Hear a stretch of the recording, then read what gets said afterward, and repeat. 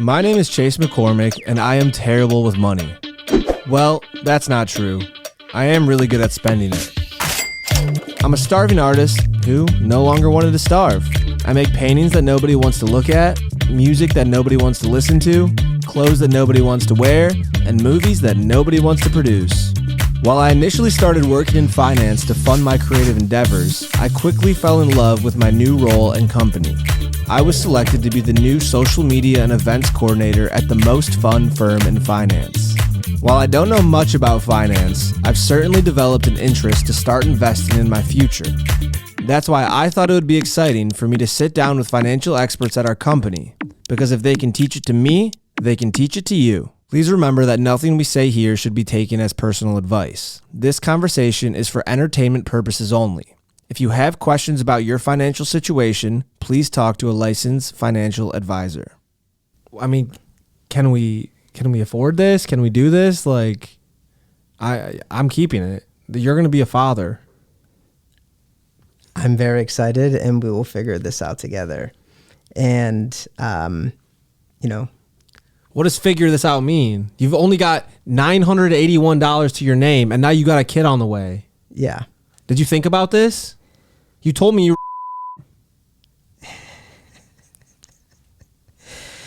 Let me call my mom. Nothing but trouble on my mind. That's the attitude that got my ass off the sideline. All right, we're back. Welcome back to Finding Finance. I'm here with my man, Shawn DaCruz, the best and brightest we have to offer here. Big get. What has it been? It's been a couple weeks, right? Been a couple weeks.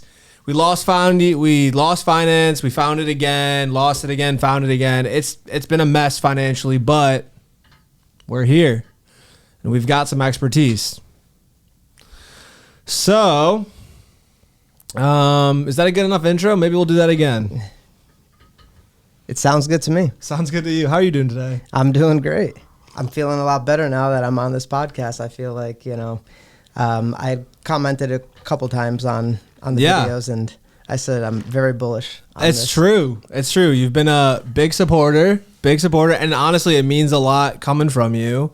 This is a guy, kind of a big deal around the company, so you get a comment from Shawn DaCruz, it's like, okay, this might be a real podcast. A lot of drama been going on with the credit cards. So much drama, they're actually, been kind of spacing me out a couple of weeks. They're like, why don't you get your together? Maybe Alex will let me get back on the air, but... What are we going to be talking about today when it comes to finance? I know that you had a big question. We're finding some things. You're young, right? We're finding some things. Yeah, I'm like 23. 23. So, Jordan year, yeah. No, are you really? Yeah. How old do you think I am? Oh, man. I thought you were 25, 26 at least. No. This is my first job out of college, man. Oh, man. Why do you think he is the way he is? Yeah. If I'm acting like this at 25, that's a problem, but... Okay. All right. So I will prepare you for, the topic that you had let me know that we're going to discuss today which is having big pharma. Ooh, wait, what? No, big pharma.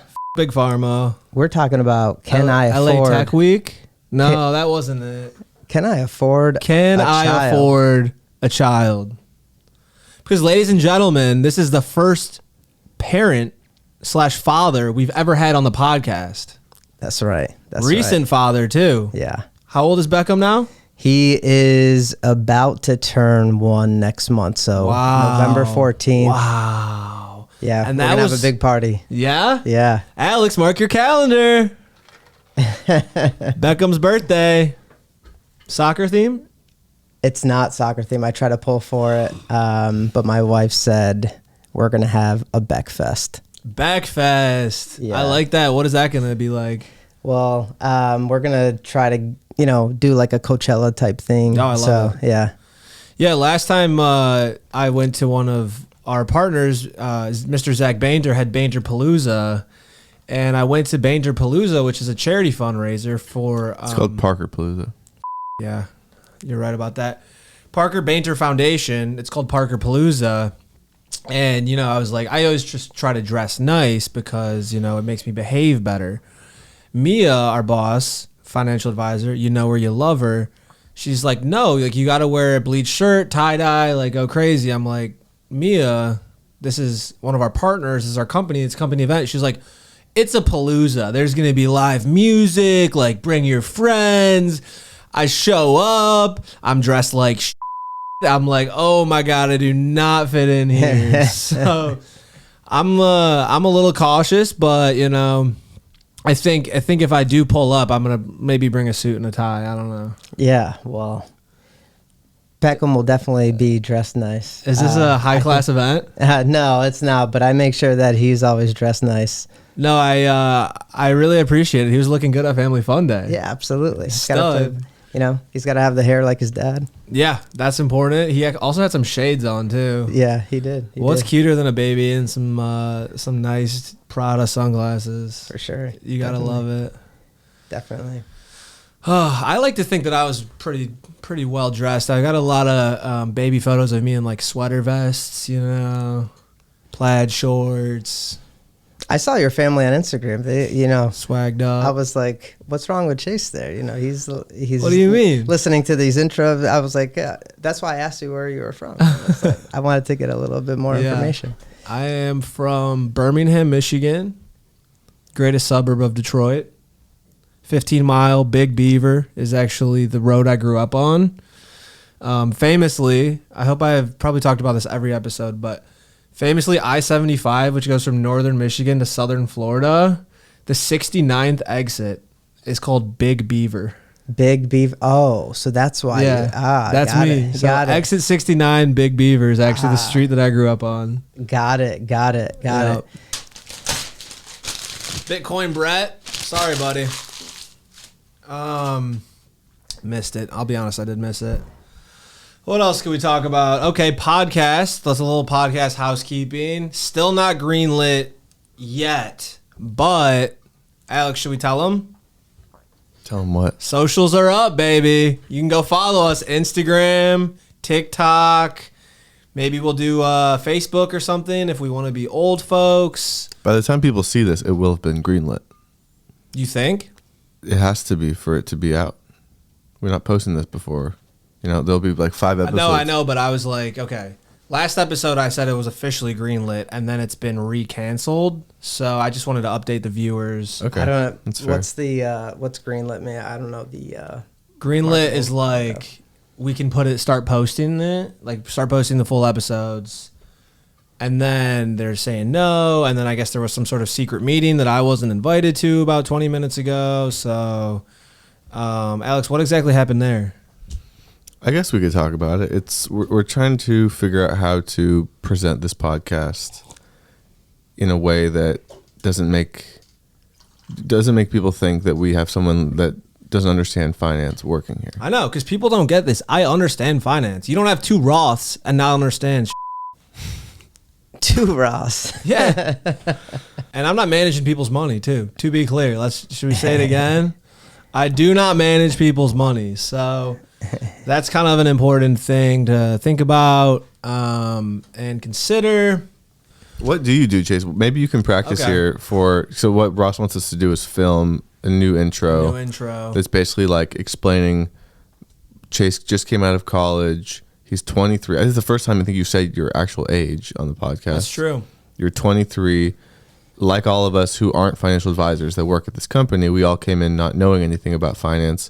So we figured, why not document your process of learning all this information? Well, I think it could be interesting too if maybe Alex gives the intro like from his perspective. So he's like, I'm sitting there one day and this intern comes in and, he's an idiot. Oh, someone's calling me. Oh, my mom's calling me. Hey, Boo. Hey, Boo. Love you. Guess what? I have Shawn on with me today. Say hi to Shawn. Hey, Shawn. Hey, how's it going? Good. Teach him a lot. Guess what we're talking about today? Finances. Guess what specifically we're talking about today? Saving money. Yeah, kind of. Today's topic is, can I afford a child? Oh, wow. Yep. I'm glad you'll be finding out that you can anytime soon. I know. How many pregnancy scares is it going to take? how to get there. That's the goal. I know. Don't worry, I'll tell him. I just had my first 11 months ago, and I'm going to give him the exact numbers on this podcast today. So I'm going to scare him away. It's going to be free birth control. All right, I love you. All right, love you. Bye. Bye. Bye, Sean. Bye. Take care. Say hi to Alex too. Hi, Alex. She can't hear me. She can't hear you, but Alex just started blushing, so. I could hear him a little bit. All right. The Alex plugs. Love are the ya. best part. I love it. And like no one knows what you look like. It's so great. I don't get why he won't show his face either. I actually wrote that down to talk about. No, I think you have to play that as long as possible. He's such a cutie though. It's great. Everyone thinks that too. Yeah, They're like, man. I want to see Alex. I've heard his voice. All right, so here's the thing. It's been 21 minutes. We haven't talked anything finance. I think we did get a good cold open from that mom call, which I'm happy about. Because You always got to answer the mom calls. They're the best. there's a good nugget there. Right. But Did we talk about Eminem's birthday? Okay, socials, yes. Coming off some big events too. I wanted to shout out our big events lately. Part of the reason that we have not recorded an episode for a couple weeks is this marketing team's been working very hard, throwing two of our biggest events this year. One I'm not supposed to talk about because it's so exclusive.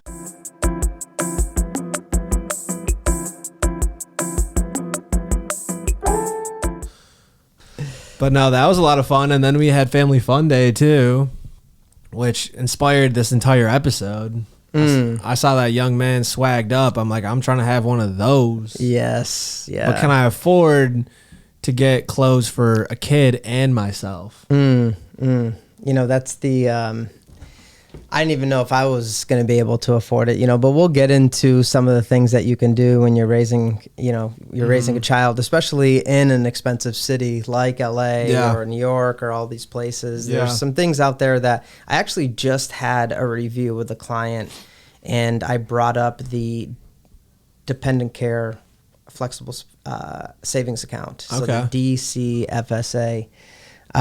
So we'll get into that. I'll let you tee up. I'm gonna write that down. DCFSA. Just make sure we touch on it. Yeah. And then a few other things I wanted to talk about in the intro.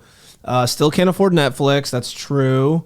But shout out to Risha, signed hers in for me, so that's meant a lot. I thought we could catch him up on past guests. Do you think we even need to do that? I mean, we haven't even gone over my banking info yet. I think it's more important just to tell him the journey you've gone on since you started.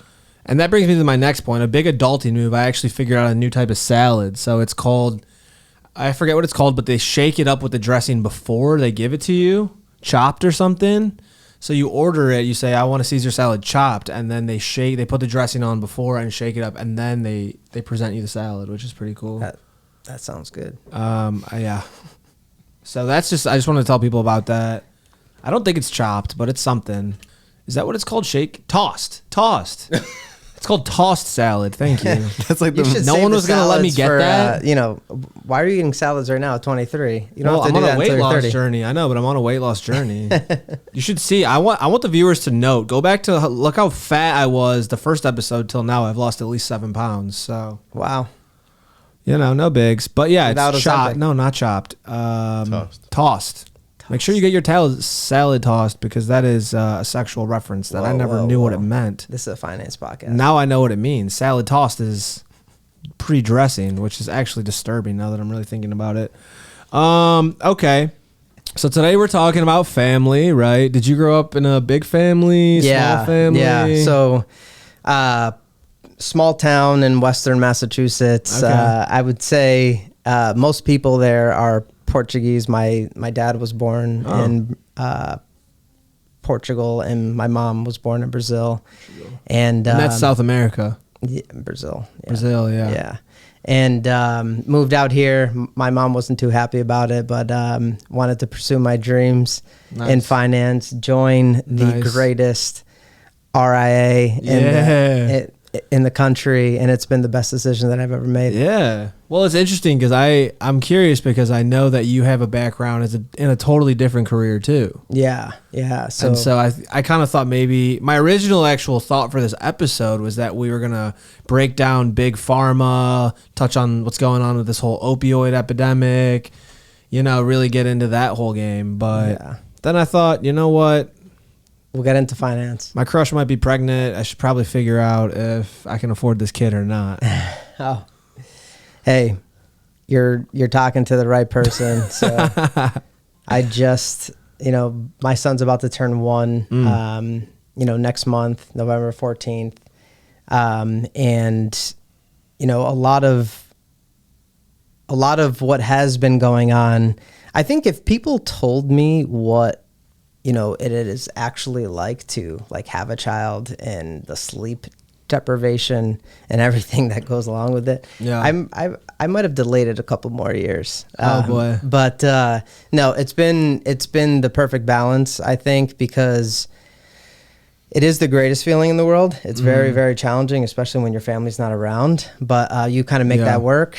And what doesn't kill you makes you stronger. So you just find ways to make it happen. Okay. And so when you ask if you can afford a child, let's get into some things and how things that I've been doing, things that I've been as a financial planner, what I've been telling other young families and things that they should be doing, and so forth. And what I tell my own clients is kind of what I'm doing, and it feels good because some of my favorite investment accounts, my favorite investment account is the 529. 529. I was waiting for him to say it. You got it.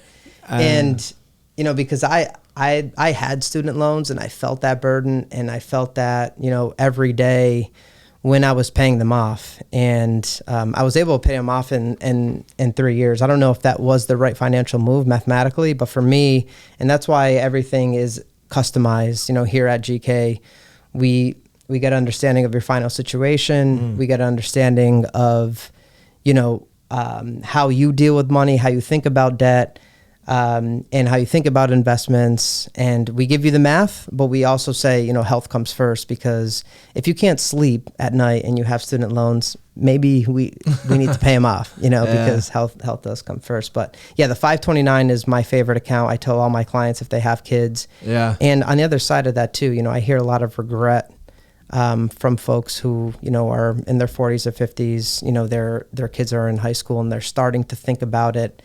And it's too late. Yeah. Too late. I know a girl, actually.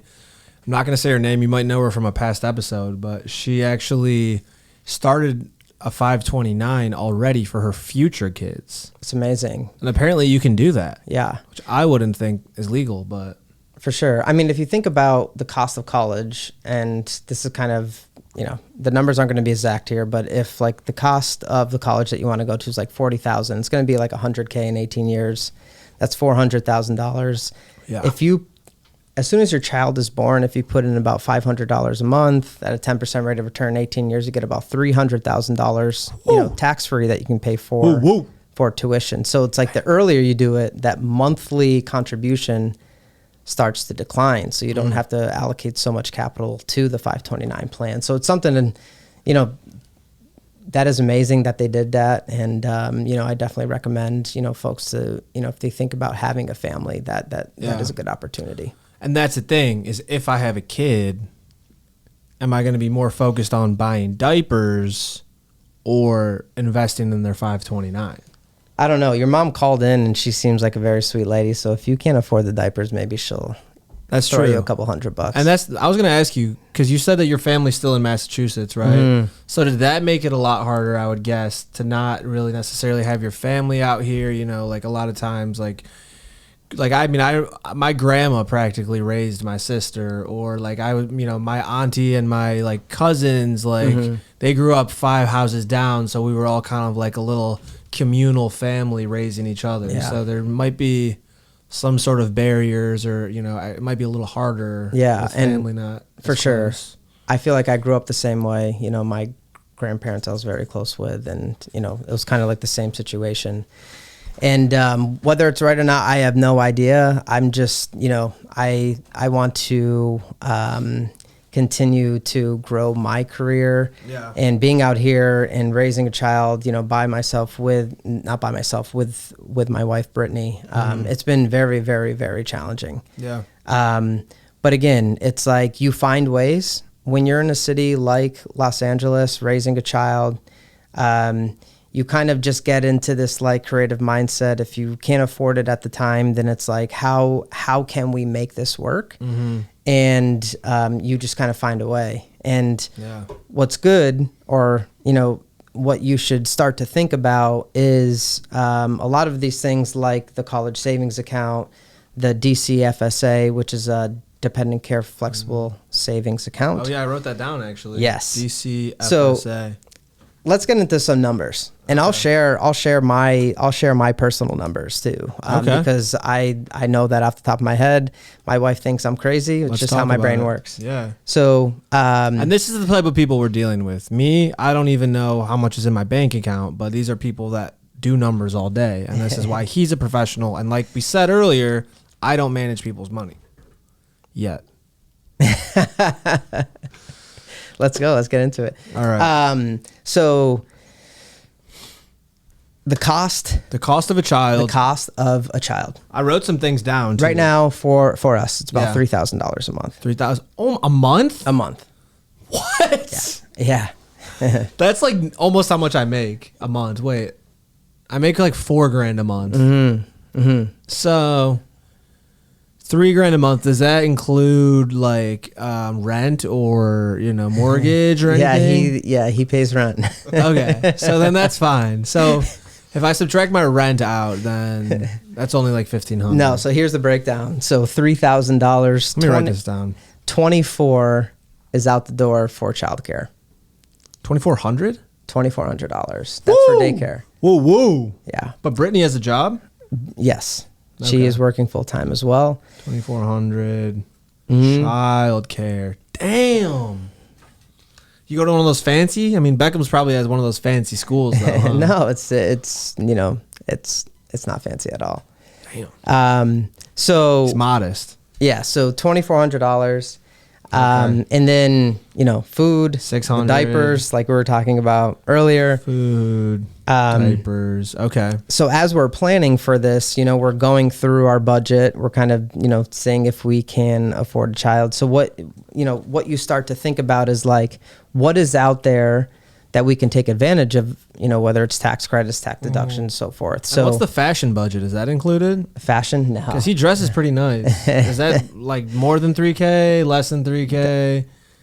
I try not to pay attention to that. It's all on my wife. She buys the clothes. Oh, so your wife dresses you then too? Because you got a pretty good style. I've seen some of the suits you wear. Yeah, no, she buys a lot of my clothes, and she says, "Put this on." And now it makes sense. Yeah. Okay. Yeah. So thinking about the $3,000 a month of childcare is $2,400. We're talking about you have to pay for food. You have to pay for the formula. What is formula for the people that don't know? Formula is, if you are not breastfeeding, you... I wrote that down too. Can you save... You can save by breastfeeding. Can you save money by, instead of buying formula, giving tea milk or, milk or breast milk or whatever you want to call it? Is that save? How much could you save by doing that? Yeah, I think that would save you. Well, yeah, I know it. Save you $200 to $300 depending on the formula you use. Damn. Yeah, a month. Formula. Yeah, it's like more than pre-workout. Yeah, so. Damn. So we do formula. It's another $200-$300. The diapers, another $100 or so. And what's the deal with reusable diapers? Is that good? Is that kind of disgusting? Yeah, let's not go there. All right. Yeah. Cool. I would stick to the Pampers, or better yet, go with Kirkland. Yeah, man. There's nothing like some good old Kirkland. But yeah, so $3,000. So if we're talking about 12 months, that's $36,000. Okay. Right. So when you're thinking about that cost, you're like, how can I get this down? And one of the things that is out there is a DCFSA, which again is the Dependent Care Flexible Savings Account. Care Flexible Savings Account. Yes. So and that's better than a 529, or it's just different? This is for dependent care. So it's like money that you can put in pre-taxed. Pre-taxed. That you can spend on childcare. Oh, childcare. So that's like a nanny. Can you spend it on school or no? No. So this is for care. Care. So hospital bills or no? No. So just for like someone taking care of the kid. Yeah. Nanny, daycare. And the limit to that is $5,000, right? Total? Yes. For the year. For the year. Okay. And whoever becomes the president, please increase that. And let's on think behalf about of all millennials, please increase the DCFSA contributions. And we're not picking a side, but DCSFA. Yes. And what about if you can, like, okay, what if my granny, for example, she's unemployed, right? So what if I try to like have her take care of my kid? Could I throw her $5 a year and just say, "Oh, she's my nanny," and then give her the money? As long as she sends you a bill, invoice me. Yeah. Okay. Yes, invoice. And does she have to pay taxes on that? Yes. Okay. Yeah. Interesting. It's taxed somehow. Sorry, Granny. Yeah. So if you thinking about, childcare being $2,400, you contribute $5,000 a month. Okay. Or $5,000 a year for the DCFSA. So we're talking, tax savings there because that money is going to be spent regardless, right? So $5,000, which would probably be, depending on your tax bracket, let's just say it's 37%. We're talking around $1,800 that we can save, so maybe it covers 1 month of daycare. Damn. It's expensive. And then is expensive. You also want to take advantage of HSAs because that is also a pre-tax. Homeowners Association. Wait. No, that is the health savings account. Health savings. Which you can also contribute to. Okay. Pre-tax. Oh. Pre-tax. Let's go. Okay. So HSA, you can contribute pre-tax because there are going to be times where you need to spend money on, Tylenol, Motrin, especially if your kid is in daycare because they get sick often. I was actually a sickly kid. Yeah. Yeah. Were you in? I was like in and out the hospital big time, all the time. Were you in daycare or was it just? No, my mom never had a job, so. Nice. I was just chilling. Me and my mom basically every day, Starbucks, shopping, vibes. Does your dad have an advisor? My dad does have an advisor. And I was actually talking to him about this because he was here like a couple weeks ago and he was talking to me about how he's really sad because his not his advisor now, but his advisor for like a couple decades prior was like not very good. And he's just explaining to me the difference of like one, he's like, it's so great that you did start early. He said, two, my biggest mistake, I made two big financial mistakes in my life because he's like nearing retirement. One was I stopped contributions at certain points, right? So he's like, if I would have never stopped contributions, I would probably have maybe double what I have in my retirement accounts. But when times got expensive, times were tough, it's like I would pause my contributions. He said that was really bad. And two, he just said he had generally a bad financial advisor where like, my dad's a conservative guy. So when he told the guy to be like conservative, the guy was like insanely conservative, like buying a ton of bonds, buying like things like that, where he was like, I wanted you to invest conservatively, but I don't really know the specifics, but he just said like the difference of like having a good advisor versus a bad advisor. He's like, it's actually makes it complete difference. Yeah.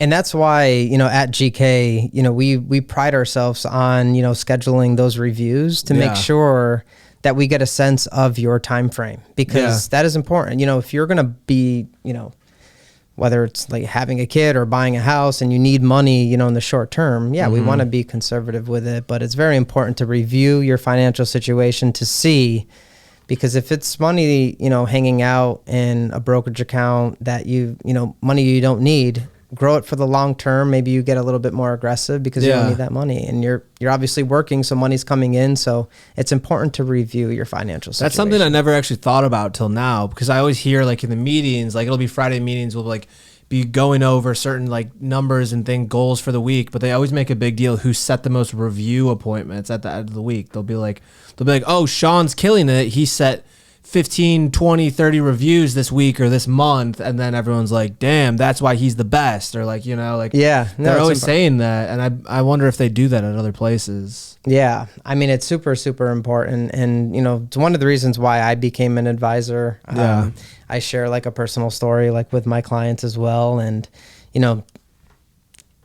it's very, very important to review it.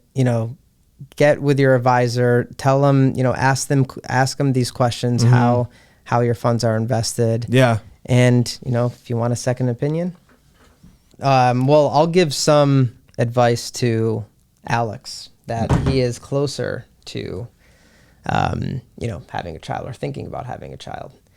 Start the 529 right away. I already have one. 529, birthdays, holidays, have your folks write a check. And put it right into that account.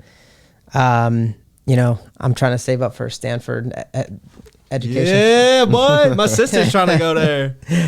But no, seriously, it's my favorite account.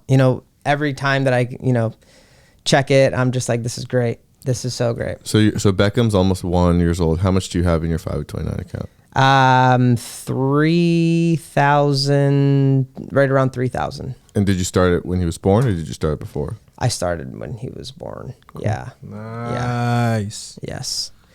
And that's the thing. My kid ain't going to college, so I ain't really worried about it. It's like, I had wished I started it earlier, because when you're forecasting numbers out, it's like, again, $500 a month, 10% rate of return, you get about $300,000 there.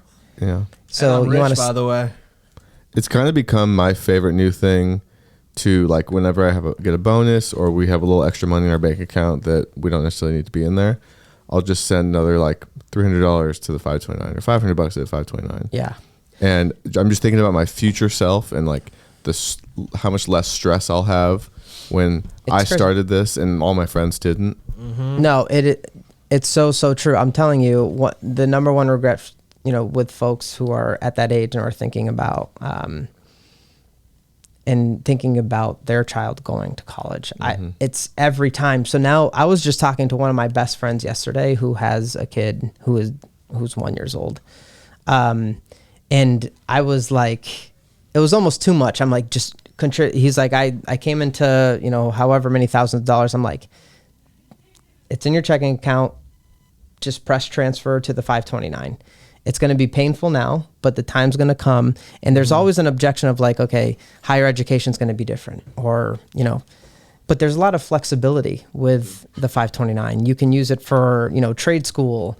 You can convert a portion now to a Roth IRA. So they start off, with like 30. No way. Yeah. Yeah. Wait, say that again. But both for the child or for yourself, right?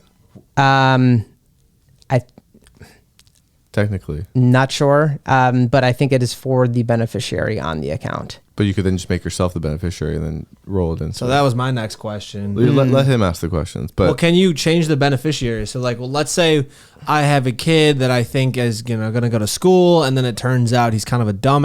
Can I change it to my other kid? It's a good question, and You can. You can. You can? Mm-hmm.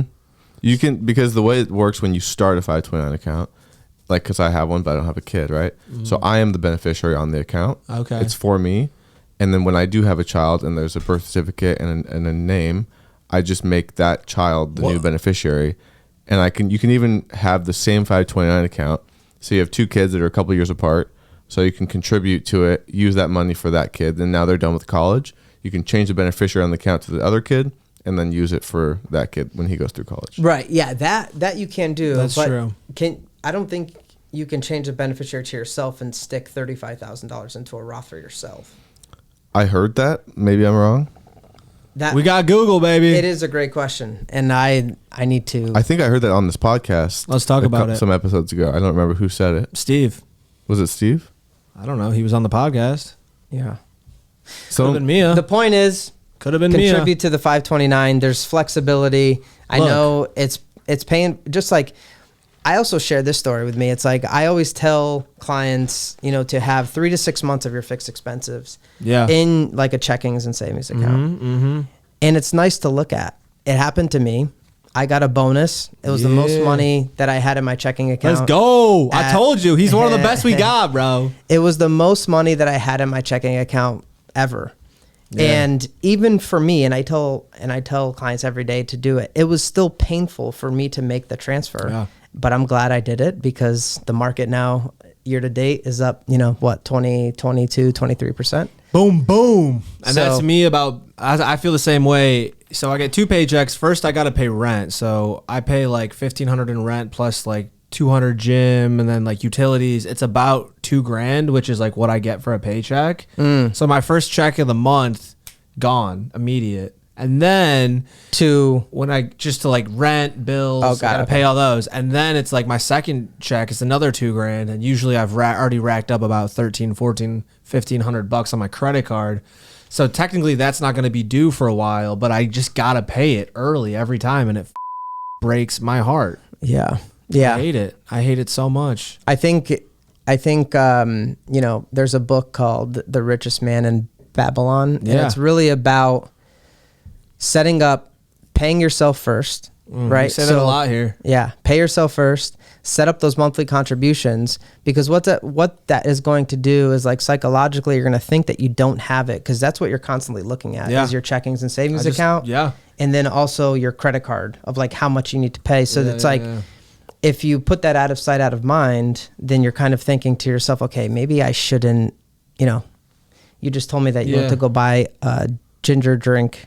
Exactly. It was $5. $5. If you do that every day, I do it every day. That's $150 a month. I know. It's worth it. This is a good, I think, a segment we can get into is maybe giving Chase some advice. He clearly makes bad decisions with his money. I just wrote, while you guys were talking about that, I just wrote down my net worth minus my investment accounts. But I just wanted to say this, and this is kind of a gripe I've had with this company for a while. Everyone's always saying pay yourself first, which I thought meant go buy whatever the you want. But pay yourself first actually means go pay everyone else and go pay your bills. How does that make sense? That's not what that means. It means go pay off your credit card. No. Go to Wendy's and pay back Wendy. I'm like, bro, Wendy don't need my money. Well, paying yourself first means like paying to your future self and your investment accounts. So you may think like, like I hear some of my clients are like, oh, I need to give you $200 a month. I'm like, you're not giving me any. That's how Mia makes it feel. Mia's always, up to my contributions. Let's talk about it. Yeah. Well, you're paying yourself first means that you're like putting money aside. It's not about how much you make, it's how much you save. That's what they say. And setting that up because, again, 10 years is going to go by. And the only thing that matters is how you set yourself up financially to tackle the next 10 years from there. Yeah. So how much do I have to have in my Roth before I can have a kid? How much do you have to have in your Roth? You're 23 years old. Yeah, it's good that you're wow. It's really good that you started a Roth at 23. I wouldn't 22. think 22? Yeah, but I wouldn't think about it like that. I would more so think about, again, I told you the monthly expense to have a child here in LA. Yeah. Your parents are still in Florida now. They're in Florida. Yeah. Okay. So if you plan to have a kid here in LA, just, make sure that you have an extra $100K? $3,000 a month. Oh, I can do that. $3,000? Oh, a month. Wait, I'm confused now. See, last time he said that number, you freaked out, and now you're all excited. I know. I didn't realize he said $3,000 a month. Extra $3,000 a month. I thought he just said make sure you have an extra $3,000. I was like, okay. Yeah. And I actually just calculated my net worth, by the way. I know you guys were wondering. $406 in my checking, $1175 in my savings, which might be the most I've had. That comes together to $1,581. I only owe $600 on my credit card, by the way. And so that breaks me down to $981 net worth. This is my biggest yet, I think. You're not including your retirement account. Plus $3,000 to $4,000 retirement, plus that I'm not supposed to discuss on this podcast. So who knows what I'm really worth. But you guys, look, I just want to get into this because we haven't really touched on my financial situation. I kept begging Alex to get me a solo episode because I wanted to tell you guys about how I was going into debt. And then he kept saying, well, you promised that you were going to have someone better than Brett on the next one, so you can't just have yourself. Hurt a little bit, but kind of made sense. Now we've got Shawn here, so I'm going to tell Shawn about how I actually was going to go into debt this month. And here's what happened. First, my dad comes to visit. You know, it's a father-son thing. You just try to, you try to big ball, big flex. Your dad's in town. Took him to the Edgemar. You've been to that restaurant? We had a happy hour there. Dropped to like $400. I don't know why I did it. I felt good when I did it. He told me he was proud of me. He maybe even said this was the most proud he ever was. Because it was his birthday. I think I left that out. It was his birthday. I had to go big for the man. He came to visit me. That dinner alone almost sent me to debt. I mean, yes, had I bought other clothes, a lot of other amateur expenditures, sure. But that one was like, okay, I was not going to be able to pay my credit card. And that, and by the way, Mia upped my contributions to $800 last episode. Remember that, Alex? We had an episode with Mia where we found out you were spending a little recklessly with your money. Is that what it was? 3 episodes ago? Episode 4 was with Mia. This is episode 6. This is episode 7. No. Yeah. No. Steve? Brett? Solo. Jimmy. Z. Mia. Steve. Brett. 7. That's 7. You're right. Let's go. They say I don't know math, baby. So what happened was we had Mia on the podcast. Mia upped my contributions. I was a little bummed about it. And Why? Can't See, lie. I don't. When I up my contributions, I get excited. I know, but she doubled my contributions, but then she didn't double my salary. So I was like, oh my God, things are going to change now. You guys will be best friends in 10 years after that. We already are best friends. He already decreased it. Well, I did. It took and I was going to month. go into debt. And this is actually another important thing of why it's great to have a financial advisor that understands you, right? She ups my contributions. I call her up, Mia, I'm going into debt. Can we cancel them? And because we have this good relationship, I can contact her at any moment. Next thing I know, boom, contributions are off. Then I get some more money in my pocket. Bleach sales are up. I'm like, okay, Mia, maybe I can put 200 in. So then, we went from 400 to 800 back to 600. I still think that's pretty good. Making $4,000 a month, contributing 600 of it. I mean, is that terrible? No, I mean, it's good. I'm proud of anything me. that you can do to set up those monthly contributions, you will be happy about it. Compound interest. Yeah. Does the 529 compound? Yes. Everything compounds. Exactly. Everything compounds. I have a little insight Exactly. so we keep hounding on Chase for not putting enough into his accounts. I know. Spending too much on t-shirts, the I liquor know. store, I whatever. bought 3 Lions shirts yesterday too. And then the thing that So dilly. the thing that we forget to think about is, he is 23. This is his first job out of college. When Yeah. I was 23, I was making less than half of what he makes now. Yeah. And guess what? I got a raise too. I was talk about saving. it. I was in bed. I did end Let's up with, talk about it. Okay, here's actually I'm going to maybe turn this around. It was going to be a positive thing for you. It's going to turn a little negative. All right. You were living at home. I was living at home making like $25,000 a year. Yeah. And It's a respectable salary, but up until like 1.5 years of having that job, I had $30,000 in my Robinhood account. yeah, living at home, eating for free. I mean, But you make still practically a child. you make quite a lot more than that, Yeah. so you should be able to amount to that amount as well. Well, let's think about it. Rent and other bills. So how about we have Shawn? Let's go over like what. Here's the thing. what he I got thinks you could Baker put hitting away. me up for $200 a month for my gym membership. And yeah, I love the Bay Club. Yeah, I'm getting shredded. Based but on your expenses. feels a little steep to me. What does Shawn think you could be putting away each month? Okay, well we've basically calculated that my bills are a minimum, depending, like it's about a minimum half what I make. So I make liquid $4,000 a month. I pay $1,500 in rent. Gym is another $200. Wi-Fi and electric is about another $100, and then haircuts, dry cleaning. I cut down my car expenses. I have no student debt. So there's like, there's bits and pieces there, but basically it's about, I've got $2,000 liquid a month, and then we upped it to $600 contribution. So that means I'm living off about $1,400 a month. How does that sound to you? As a young single man living in Santa Monica. I think you could do at least 1,200. What the You think I could live off $800 a month? That's $200 a week. Well, you're covering all the necessities, right? Yeah. With half of your paycheck, right? Yeah. So if we have an extra $2,000 left. Yeah. Yeah. Yeah. You just said that, you spend $500 here, there, like whatever. Let's say that you spend an extra $500. You still have $1,500. Now let's just say you light $300 on fire. You still have $1,200 left, right? No. Yeah. Wait. 500, 300. Well, 18. yeah. If I don't contribute anything. Well, you're contributing. Yeah. That's still your money. It's $1,200 easy. What the hell? Then I got to live off $800 a month?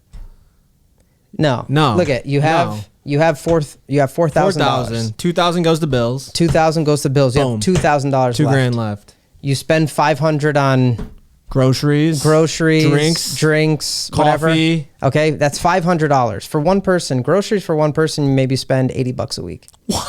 $100. $100 a week, sure. $400. Okay. So another 100. You said you get a haircut. Yeah, and I haven't got a haircut since I've had this podcast. By the way, I just want to make that clear. So 400 for groceries, another 100 for haircuts. You still have another $300 to spend. Yeah, I can spend $300 in a night going out. It's Santa Monica.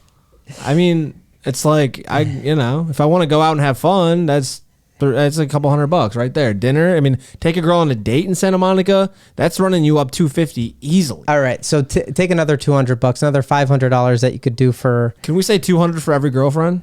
No. I think you could do and that's easily once a week without like sacrificing fun. You could do easily $800 to $1,000 easy. Sound like Mia. Sounds like everyone who comes on this podcast and tells you the exact same thing. Well, at least it's not 400 anymore. 600 is pretty good, I think. You're getting there. I think you'll be able to get. You don't know the that. fear I had when I was going into debt. It was scary. And also, I don't have an emergency fund yet. So we got to think about that. Plus, I just won a tattoo sweepstakes. They reeled me in with that, and then I bought some more tattoos. So I didn't get them yet, but that's going to be expensive as well. So this is what we're dealing with. Could be another $1,000 right there. Boom. He's a little bit of a again, this is where I was going earlier. He's 23. He's first time he's had any sort of money. He's trying to have fun. But you can have so much fun and still be putting more away. Just be smarter about some decisions with Not everyone's married to a doctor. You have to realize that. All right, let's talk about this. It's LA Tech Week. Oh, I just went to a comedy show yesterday. No way. It was awesome. Was it the tech one? Yeah, it was artificially unintelligent, which is really, really cool. And they were just like bashing VCs. And yeah. It was super funny. What was like some of the companies that got it on? Netflix was one, Amazon, Google. There was a lot of like software engineers there that, which I could relate to the jokes because I love tech and a lot of my clients are in tech, and I spend a lot of time on FinX now, not FinTwit, but it was just super relatable. And what's FinX for people that don't know? Finance X. So it's like if you're on X, formerly known as Twitter. Yeah, I'm there. And you follow a bunch of people who are in finance, that's kind of like the space and all the, with the algorithm, that's all that you get. Is it like a separate thing or no? Because I follow one finance guy, Ross Gerber. Check him out. He's great. No, that's just like the community. It's like the same. I got you. Yeah. That's sweet though. And was it funny though? Was it like? It was great. I had a great time. And met a bunch of cool people. Okay. And, it was fun. So I actually, I was talking to Steve because I was like kind of figuring out what we were going to talk about. Like, besides can I afford a kid, which like obviously even I know I technically can't. But here's my question. Steve gave me a few buzzwords. He told me that you have a bunch of clients in tech. So he told me some things to ask you about. I actually wrote them on my hand here, but then I pet a dog and then I had to wash the saliva off. So then I lost it. But then I went back. So I wrote some stuff down. You tell me what these things mean. So first of all, crowdfunding, VC funding rounds, private investing. That means like, okay, here's what I think it means. And correct me. He said that you work with some VCs or like people that invest in VCs, which is like tech. And so crowdfunding is when they get investors, private investors to do tech, right? To raise money for their startup, yeah. Yeah. Because startups are usually just burning cash. So they need cash to go to market. They'll have a product or an idea where they raise funds, and then they can get clients, get income, get revenue, and then that's how. And these are called alternative investments, right? More of like VC investing or startup investing. And they're a little more risky though. Yeah, about 90% fail. That's why when you look at VCs, they'll spread their bets across, multiple companies because what they're really looking for, they know that a lot of the companies are going to fail. Pull your mic down to your. You can pull it down with you. You're totally fine to chill back. Just pull it with you. Okay, wait. I remember. So VCs are the ones that are actually investing the money into the tech startups. That's where like founders go to raise money for their startup. So they pitch their idea, and then as a VC, you're kind of looking at, basically what they're doing is they're betting on the founder. If they like the person, he's a go-getter. He looks like he knows his stuff. He can put a good team around him. Yeah. But even there, they still spread their bets across, hundreds of companies. Okay. And they want that Uber, or they want that, 100x stock that is going to like perform for their partners or their LPs. So then how would your clients then become a private investor in a new startup? Is it like they would have to go through a VC, or how would they even hear about it technically? Well, there's some like VC funds out there now that charge like a large, like a high expense ratio that you can get into now. It's kind of new. But a lot of my clients are in or work for a startup. So I advise them around, if they should exercise their options, so they have equity and so forth. Okay. But yeah. And typically, like, when do you reach the point where it becomes a little too risky for a portfolio versus like, because I'd imagine you'd always want to grab some equity if you're working in a tech startup, right?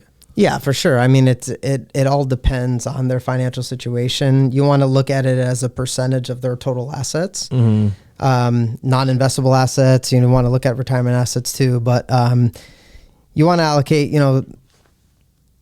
Usually, I ask them how do they feel about the company. Like I'll kind of do my research and how I feel. If there's a moat around the business, or if there's like a large, what they call TAM, which is a total addressable market. If there's room for growth, TAM. What are they growing at now?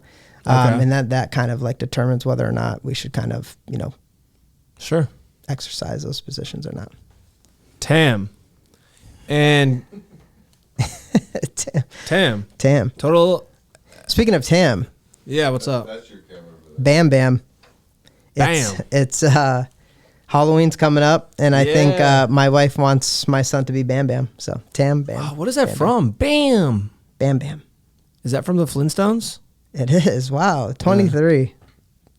Yeah. I mean, if there's one thing so I'm actually, not to say, I wouldn't quite call myself a cinephile yet, but I feel like I'm reaching that level. But it's sort of like when you were talking about VCs, that made me think about a show that I watched called Silicon Valley on HBO. Great show. Which, it was like, that's literally how I know what a VC is. And then I was like thinking about, so back to our question, or back to what we were talking about. So do people, they invest in the VC and then the VC invests in these companies, or how do you just... So about a VC fund. Okay. So if you are a venture capitalist, what you are effectively doing is you're pulling money in from investors, outside investors, because you are allocating the capital. And they're private Let's say investors. Chase is a VC. Cool. You raise money from family, friends, all these other people who are now your partners, your LPs. So you're raising money to invest into these startups. So the founder comes into your office and they're like, hey, Chase, I have this idea. Mm-hmm. And you're like, should I place my investors' money into this company? Yeah. So that is effectively what it's doing. So the founder's coming in asking you for money for their ideas so that they can grow. Okay. Well, maybe I could be a VC. You think I got what it takes? Yeah, I think you got what it takes. Got courage, got heart. A lot of heart. And what do you think of CrowdStrike these days? What do I think about CrowdStrike? Yeah.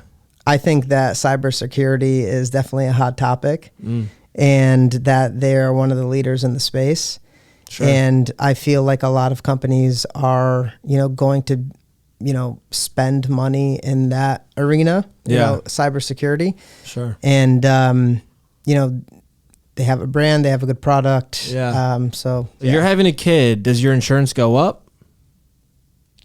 You have to get insurance for I think child insurance or whatever? I think it was an extra like $200 or something. And whoa. I actually forgot about that, but it's still around $3,000. Still around $3,000. So $36,000 a year, right? Damn. If you multiply that by 10, that's $360,000. How'd you know I want 10 kids, bro? I was like not even trying to say that. No, I'm just saying in 10 years when you raise a child. Well, your expenses could potentially go down without without daycare and all that stuff. And that's one thing too that I didn't even talk about. But like I feel like once I start having kids, I'm not gonna want to stop. It's like kid, and then I kind of want to have it to the point where like the older kids kind of watch the younger kids, and then like maybe I don't have to pay for daycare or whatever. Like I don't know. Like I live really close to the office too, though. So like if I just like leave the kid at home, then I could kind of come over when I take my morning. And then like come over again at lunch and then like go stop by in the afternoon, that could be effective, right? We should wait a couple of years. Lock the door. Yeah. No. All right. And what do you think about the new AI glasses too? I've been seeing those. Like Metas? Yeah. Like the Orions? Alex, the Orions or? Yeah. Okay. Chase just figured out about these glasses today. So he's okay. That's not true. They talked about it on a meeting a couple weeks ago. Yeah. So I think it's going to be, it's, I think Zuck's on fire, been on fire. Ever since he kind of got the new style change, that's how you knew going down. He is the only person that can pull that off. If I wore that, people would be like, I'm not giving you any, I'm not investing in your company. But it's like a personal thing. Like I feel like sometimes like I'll notice like Ross gets a new shirt and then it's like, oh, we're up 20 mil this week kind of thing. Yeah, I don't know what it is. I think it's... Elijah comes in some new sneakers and you're like, okay, he had a big week. He's got something cooking. I think a lot of what he's trying to do is market himself and the product to Gen Z coming up. Yeah, right? Definitely. Because those are the people that are going to be growing up with these things on, because it's going to be hard for us to switch from a phone to glasses. We may do it over time. But Gen Z is going to be, they can adapt so quickly. So, and I feel like kind of like the kid in like the, Apple Vision Pros is kind of like that dude in the like sports goggles on the basketball team that looks like kind of a dork. And then like the Meta glasses are more like, like that rapper in that like $3,000 pair of Cartiers. You know what I mean? And so there's like kind of that difference of like, do you really want to walk around in those goggles and look like a buffoon, or do you want to look kind of swagged up and, styling a little bit? I think the best part of the Orion glass and the whole concept is that, like, I don't know about you, but sometimes I won't even be on my phone, then somehow I get, distracted and I'm on my phone for about an hour or two, and then I don't even realize the time goes by. I feel like if I had the glasses, let me go back a bit. Okay. I'm not on my phone. Text message comes up, right? That's always what gets you. That's what gets you, right?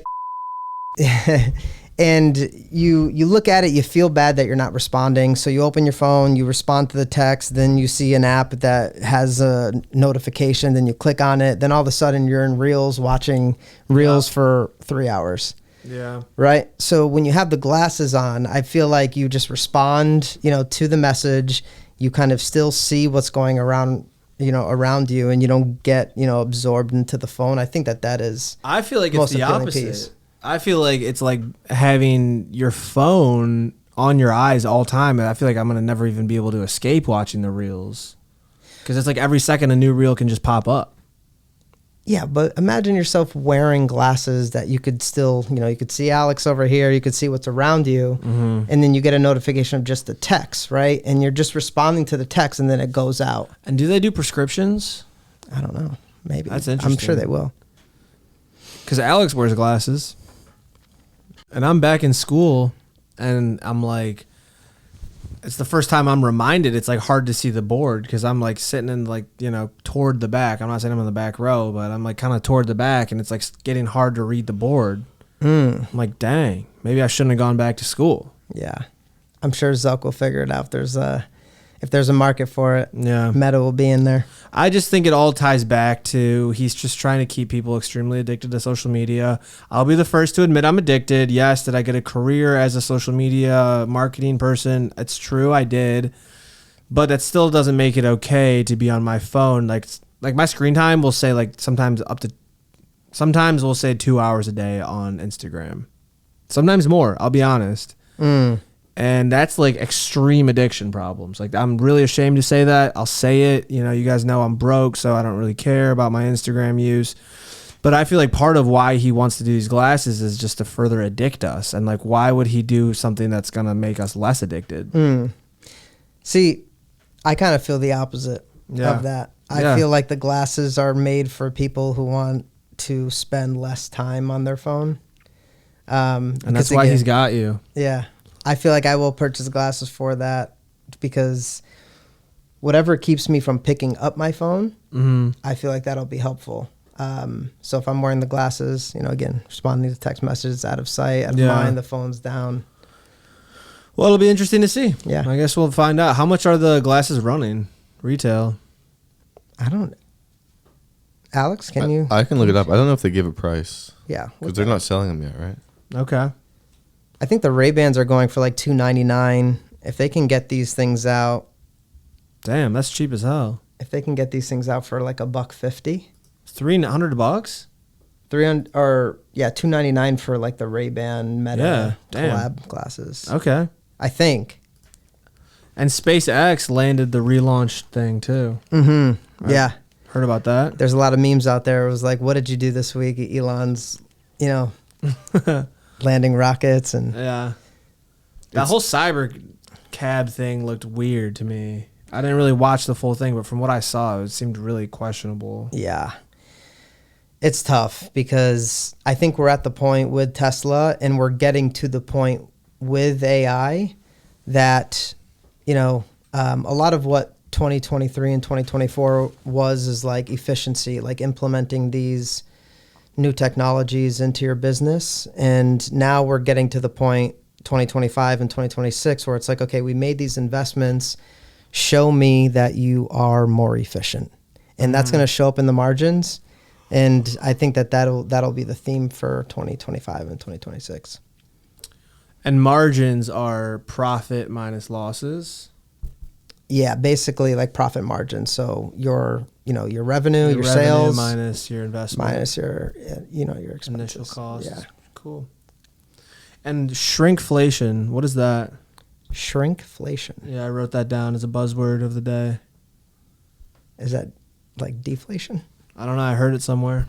Shrinkflation. That could only mean like deflation. So prices coming down. Okay. If you're shrinking something, right? I guess. I don't know what it means. The thing is, though, people are mad because the Joker movie bombed at the box office. Did you hear about that? Yeah, I heard it was like a musical. Musical now, yeah. Yeah. Did you watch it? I didn't watch it. So I went to school for screenwriting, and so a lot of my friends are film snobs, and so we all went to a birthday dinner, and then they went to go watch the movie. I had to go to a different birthday dinner or birthday thing that night. So I didn't get to see it, but I was like really jealous at the time. I was like, I really wanted to go see this. And then they were all like, this is the worst piece of I've ever seen. They were all super bummed about it. They said a ton of the shots from the trailer weren't even in it. Like they hated it. And then that was the night it came out. And then following week, it's just continued to bomb and bomb. Wow. Which is interesting because the whole headline was that I got a 12-minute standing ovation at Cannes like months ago. Really? And there was like the big hype movie. You got big standing and then it's just, I've not heard one good thing about it. Yeah, I mean, Joker, Joaquin Phoenix, that's... Yeah. I am excited for the new Gladiator, though. Who's playing the main character there? You know? I forget. I know that Russell Crowe will not be in it, but I know that Morgan Freeman is, and I know that who is the director? Ridley Scott. Ridley Scott is directing again, so I think it's going to be really good. It's a big name though. I forget who's the main character, but it should be good. You want to maybe wrap up? I think we got to talk a little more about kids, but let's. What other questions do you have? One other thing though, should we talk about if I should get a checkbook, or is that for a different episode? That's fine. Because I feel like that's kind of an adult thing, write a checkbook. But who would I write a check to? I don't think you need a checkbook. Okay. Do they cost money? I think you can go to your bank and get a free checkbook. Yeah. Oh, free?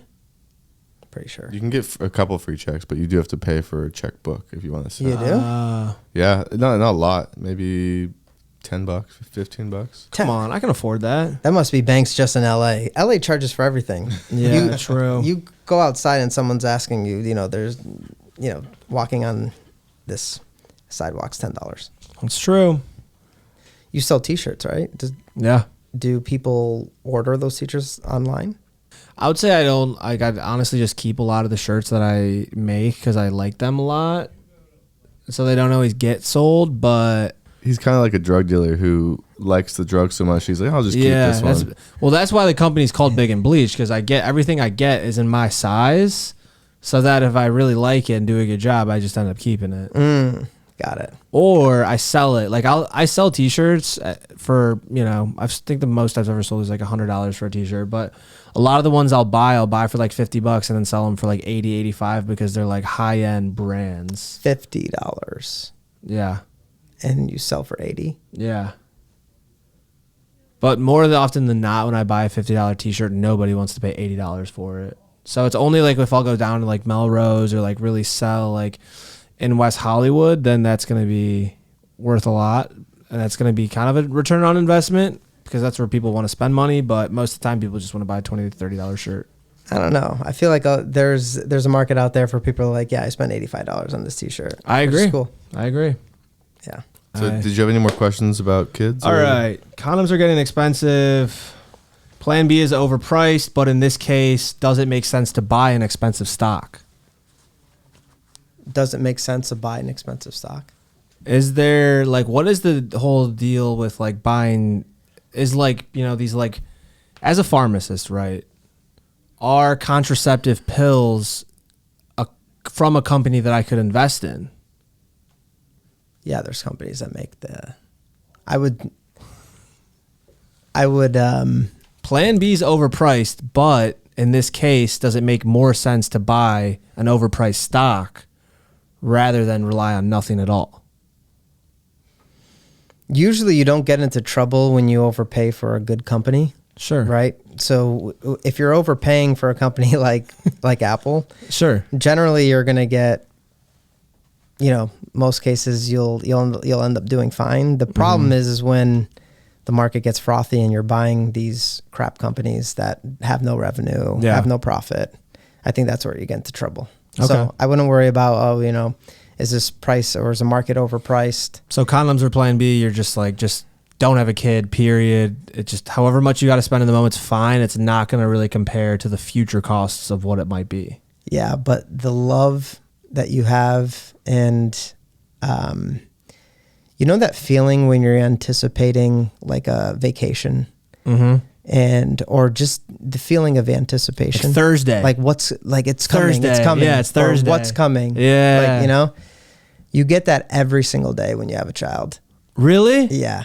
because you're like, what's next? Or like they do something that they haven't done and you're like, oh my God, that is so exciting. That's so fun. Yeah. Because that's what I was actually going to ask is before we even talk about how much it costs to have a kid, should we even talk about how to have a kid? And then should we even talk about how do you fall in love? Because at the end of the day, isn't that what it's all about? Because if I want a kid, well, sure, I have to save up some money, but maybe I just need to better myself in a way that God even wants to bless me with said kid. Yeah. So. Yeah, you got to find someone who. How did you and your wife meet? Well, we went to the same high school. No way. Yeah, we went to the same high school. We were not dating at the time. Oh, that's sweet. Started dating in college. Okay. And then, you know, we had the same dreams and like aspirations about like moving to California and starting a life there. That's cool. And so we were just kind of on the same level. And now we have little Bex. Bex is here. I know. And he's going to grow up in LA. Wow. And he's an LA boy. He is an LA boy. Swagged up, swagged out. Yeah, he was born in Santa Monica, so. That's sweet, and that's where I live now. Yeah. I've actually thought a lot about like what it would be like to raise a kid in West LA. I think it would be really sweet. I think, yeah, that's what I'm thinking. It may, you know, who knows? He may do something a little different. He may move back to Western Massachusetts in my small town. Well, what are your aspirations for Beckham now that you've got almost 1 year old? What are you kind of like? Obviously, it's like, you know, what they say, you make a plan and God laughs. But like as a father, what do you kind of see for his future, or what is your maybe ideal? I think as a parent, you always want to provide more so of like what you got, right? Mm-hmm. So like my parents, my mom was born in Brazil, my dad in Portugal. They came here, they worked really hard. You know, they didn't have higher education, things like that, but they wanted that for us. Yeah. And now what I'm trying to do with Beckham is kind of take it next level where it's like saving, you know. I liked what you said about Stanford.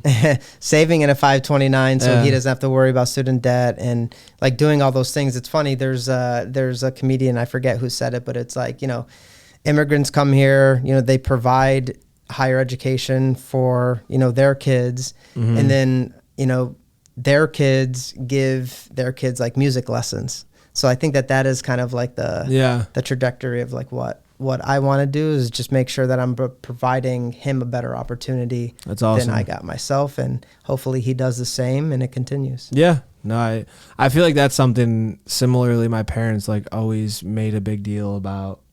Like financially, I think that their always thing was like, we want to be the poorest people in the richest group, right? So it's like, we want to live in the best neighborhood possible. We might not have the biggest house. We might not ever pay off said house mortgage. We might double mortgage at some points during a quote unquote recession, but at least you're going to be going to the best public schools, or at least you're going to be, you know, surrounded by people with big dreams or big, you know, big ambitions in life. And I think that is something that definitely always stuck with me. Oh, for sure. I mean, you have to do that. Mm-hmm. You have to do that. And what are like, okay, going back to this whole, can I have a kid? Can I not have a kid? Which I'm still thinking after talking to you, it's maybe a possibility if I can, you know, impregnate a rich woman. So we'll see. But what are like unexpected costs that maybe I'm not thinking about? Maybe things that you might have even forgot about. Like maybe one day the kid wants to go to the zoo, and then I'm like, oh my God, I'll take him to the zoo, $20. And then he wants to get Dippin' Dots. That could be another 20. You know, then maybe he like jumps in the tiger cage, or he wants to pet an orangutan, or like these things, you know, like it always adds up more and more and more, I feel like. Well, we just had like an unexpected cost come up with for Beckham, where something happened, you know, with his daycare. So the daycare was basically closed for a week, and obviously we have to go to work, right? So we had to pay for a full-time nanny for a week. Damn. Which was basically, you know, the cost of daycare for the whole month. In 1 week, you kind of have to put that up. So it's like, and that's why you have an emergency fund. Emergency fund. And that's why I can't contribute more than $600, because I've only got $981 in my bank account, right? Yeah. So when what do I need to hit till I can up it to $800? So I think for your emergency fund, you should have at least 3 months, of your fixed expenses. So like $3,000, $4,000. I guess that'd technically be $6,000. So I don't know. Your month expense, you said 2,000. No, you should have at least like 6,000 or 7,000. Okay. In your emergency fund. And then what I would do is I'd split that, 1 month, keep in a regular checking account, not earning any interest, and then high yield savings with the rest. That makes sense. I think that could be doable, right, Alex?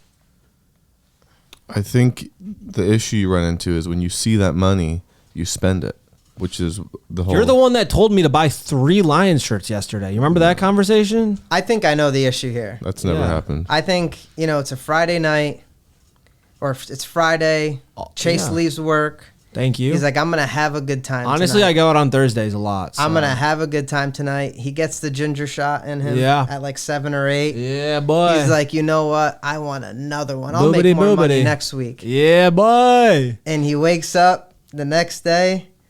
He's like, oh, man, I think I spent a little too much last night. Yeah. And then that just keeps repeating. Repeating. And then it's like, okay, that's Thursday night. So like, I think last week was like my friends. I had a couple of friends. It was their birthdays. So they threw a party on a Thursday night, and then I ended up spending like $200 at the bar because I kept buying people shots. And I thought, why do you do that? I was like, well, it's their birthday. Yeah, but everyone has birthdays. If you do that for every birthday, I talk to Hannah about this sometimes. Okay. She loves to buy people presents. Yeah. And, she now runs this division of the hospital, and she has residents that like work under her. And it's their birthday. She wants to buy them gifts. Another birthday wants to buy gifts. If we're buying gifts for everybody, that's a lot of money. And what did I get you for your birthday? You shouldn't have got me anything. What did I get you? I don't think you got me anything for my birthday. Really? No, you sent me $29 because it was my 29th birthday. Yeah, but with that, That's nice. the law of reciprocity Reciprocity comes back. Yeah, but it not depends. Not at the bar. I'm when expecting everyone's 24. Drunk. No one knows. I know that's what sucks is that's like my thing. I was exactly the same. The bar is when you don't buy people shots because it never actually gets returned. It's not. It's never going to. It never gets Holidays fucking and birthdays, returned. you kind of make a list. You're like, oh, Chase gave, that stuff usually gets canceled out. If not the whole thing, maybe a portion of it. Yeah. But the bar, see you later. But on the flip side, all my friends are like going into debt. Like they don't care about like their credit score and shit. So they'll also like when we go out, they're all buying hella drinks. Like they, there's like no law to it. So it's hard because I got to be responsible, but responsibility means different things to different people. Yeah. And it's not, you don't have to save pull that mic up. Oh, you don't have to save every single dollar. True. It's just, putting some aside. And then if you want to spend more, get your money up. Get your money up. And I got a raise, baby. Feels good. Sell more t-shirts, make more podcasts, make more TikToks, sell more t-shirts. This is good. That's how you figure it out. Yeah. You're in the best place in the world. That's true. All right. Well, before we wrap things up, I thought it'd be cool to do like a little role play exercise to just kind of really see where your head's at, So I want you to play me in the situation and just kind of so I can learn what I should do. Okay. So if I were you. So if you were me, just kind of like react and like we'll just kind of like let it rip. Who are you, Chase? I'm like said future baby mama. What? Are you ready? Chase, I'm pregnant. Oh my goodness. Yeah. Really? It's yours. Did you take a test? Oh, I took a test and then I took another test. Let me see. See? Oh my God. Let's go buy another one and make sure. We can buy another one, but I already took a few. Okay. I'm just going to go real quick just to double check. I mean, I also peed on these too. Oh my goodness. So, okay. All right. What are we going to do? We're going to figure this out. I mean, can we afford this? Can we do this? Like, I'm keeping it. You're going to be a father. I'm very excited, and we will figure this out together. And, what does figure this out mean? You've only got $981 to your name, and now you got a kid on the way. Yeah. Did you think about this? You told me you.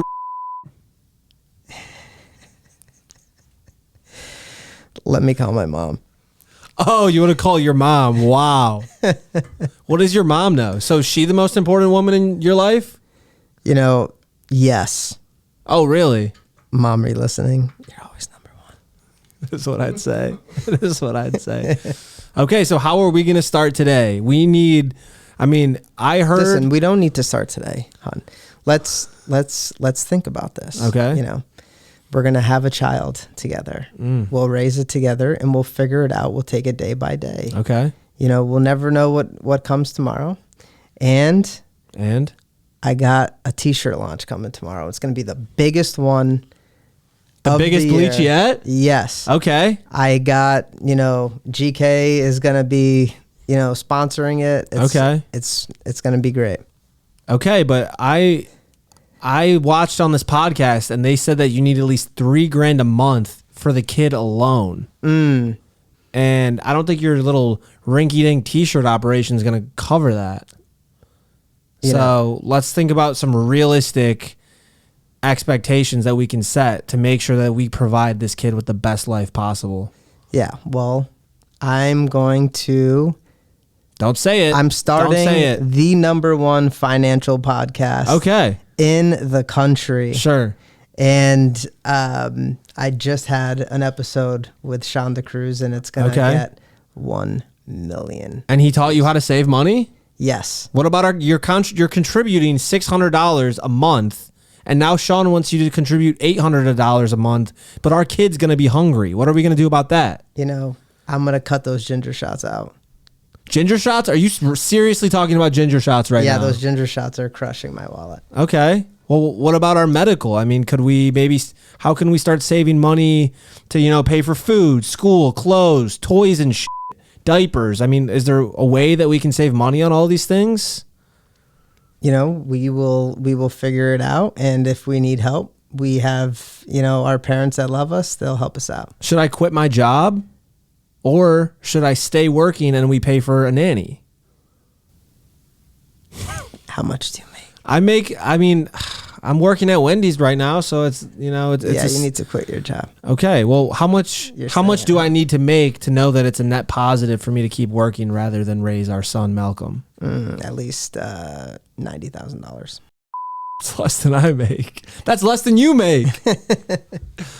You already named the son, and it's a boy, but my first son's going to be named Malcolm Xavier McCormick. He'll be named after 1, Mac Miller, Malcolm McCormick, 2, Malcolm X, Malcolm Xavier, and 3, my brother Xavier McCormick. That's a nice flow. I thought that was very entertaining. Malcolm Xavier McCormick. Any other role playing you want to do, Alex? Chase, will you tell Shawn what you learned today and then sign off? All right. Well, we didn't actually get into Big Pharma. That was the one thing. Can we just all agree that Big Pharma is corrupt? I'm not going to say it's corrupt, but one thing that I don't like is surprise medical billing. Sure. And I think that's happened to, a lot of people. And I think we need to figure something out there. Okay.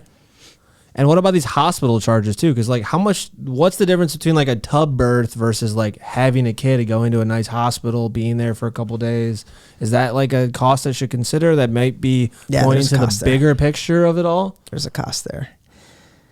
And if you might need to do the tub birth. What does it cost to have a child at the hospital? Isn't your wife an OBGYN? 5. No, 6, she's a pediatrician. 7. $7,000? 5. Yeah, around there. What the Really? Yeah.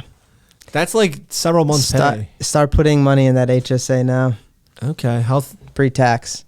And your DCFSA too, baby. DCFSA. Again, to wrap this thing up, if you're having a child, I think the number one thing to think about is Ozempic. Life insurance. Something that it's a hard conversation, but you do feel good when you have it in place. Yeah.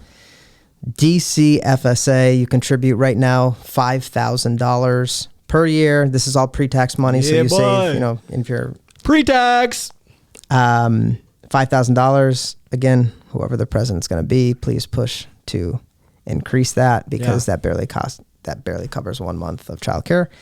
Is it gonna be a man or a woman? Who knows? The HSA, because there is a lot of expenses that do come up. And then my favorite investment account that I am most proud of, the 529. You got it. A lot to think about. And Steve asked me to talk to you about Ozempic. I don't even know if we have time, to be honest. We've already learned so much.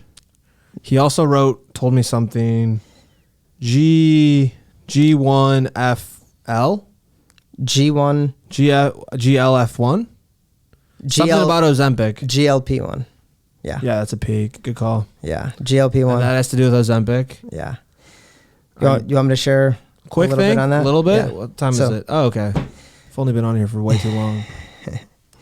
The GLP-1s, I remember taking a continuing education course, and they actually changed the therapy management when treating diabetes. Okay. And the first line of therapy of type 2 is metformin, medication called metformin. Okay. And then the second line, or the addition, what you need to add, and then after, if your blood sugar is not controlled, you add a GLP-1 to the medication therapy, because what they found is the cardiovascular, that is what is causing death amongst folks with diabetes. And the GLP-1s, provide cardiovascular protection. And that's why it is a second. And then what they found is the weight loss that they found in those patients. So then that's what caused all of this. So people that were in the medical field, so that's how they discovered Ozempic. should have been on to this trend. Interesting. About like 8 years ago. And if they were smart, they probably would have put in a couple dollars. So I'll be honest, I did zone out there, but basically that's how they discovered Ozempic. Is that what you just said? Yeah, I mean they found the weight loss through the GZ1 thing. Through the treating. Okay, cool. And are you thinking that like weight loss drug like Ozempic? Like I remember my cousin is also a screenwriter. We worked on this zombie movie that we wrote, and it was basically about like how all these different drugs to treat hair loss or weight loss, then the zombies kind of mirror that. So then there'd be like a zombie covered in hair, or like a zombie that's super fat, or like something like that.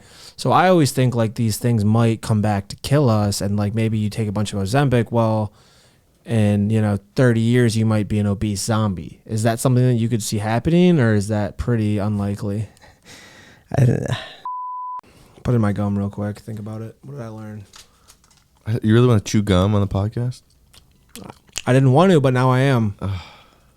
Because I had to warm myself up. First thing I learned today is that I probably can't have a kid.